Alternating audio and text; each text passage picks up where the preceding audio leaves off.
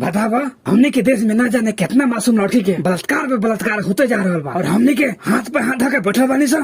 शांत हो जा बाबू, शांत हो जा। हमार झाट शांत होई, तू तो बड़ा होगा खाली मेहरारू लगे रहता रह तो का करी है? रातों दिन मेहनत करता रहनी है, आर्मी में भर्ती हुआ खातिर ही सारा मोदिया 4 साल नौकरी में रखी। हमार दौड़ मेडिकल सब कुछ फाइनल हो गए सारे कहता रह फिर से दौड़ मेडिकल होई। एकरे चलते कितना फांसी लगा के खुद खुशी कर ले सन। एकर जिम्मेवार कौन बा? सरकार बनू? ए रवि भाई एकर उपाय तो करही के पड़ी। हमी के देश में आतंकवाद और ज्यादा फैल रहा बा। इस महान देश को जो भी बदनाम करने का कोशिश करेगा मैं सबको जान से मार दूंगा। है लिए हथियार दुश्मन ताक पे बैठा उधर और हम तैयार है सीना लिए अपना इधर। यही कौन आ गए हो? नीरव भाई हो। जय हिंद नीरव भाई। जय हिंद जय हिंद। का हो फौजी की नौकरी करके चल गाँव के सुरक्षा खातिर भेजले बा सरकार हमरा के। दिन पर दिन गुंडागर्दी बढ़ते जा रहा बा। तनी के का भइल हो?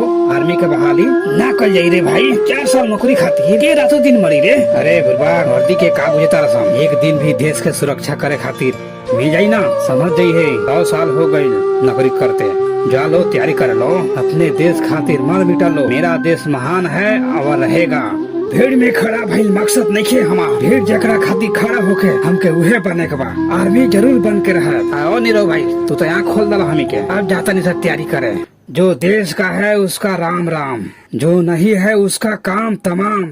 जय हिंद। सपने में देखा श्री राम। अब भी जिसका खून न खौला, खून नहीं वो पानी है। देश के लिए काम न आए वो बेकार जवानी है। मेरा भारत महान था, है और रहेगा। जय हिंद वंदे मातरम। मुसलमान भाई को सलाम, हिंदू भाई को राम राम। अगर ये वीडियो आप लोग का अच्छा लगा होगा तो लाइक और सब्सक्राइब करके बेल आइकन को प्रेस कर दो ताकि हम ऐसा वीडियो बनाए आप सबके बीच पहुंचे। जय हिंद वंदे मातरम। ओ देश मेरे तू जीता रहे, तूने शेर के बच्चे पाले।